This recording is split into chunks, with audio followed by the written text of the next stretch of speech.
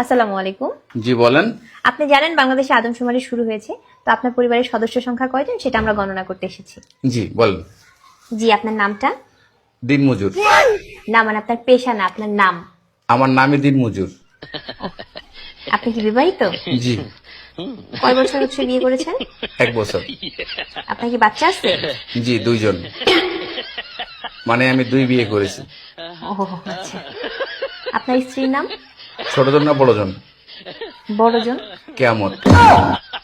কিয়ামত। আর ছোটজন? তুফান। ও তুফান। আপনার সন্তানের নাম? ছোটজন একটা না বড়জন একটা? কিয়ামত জনেরটা? ঝড়। ঝড়। আর তুফানেরটা? সিডর। সিডর। জি, আপনার মূল্যবান সময় দেওয়ার জন্য আপনাকে ধন্যবাদ। আর লাগবে না? না না না, আর কিছু লাগবে না। আর কিছু লাগলে নিয়ে যান। না না, তাহলে ভিতরে এসে চা খেয়ে যান। এখানে বেশিক্ষণ থাকার সমস্যা আছে।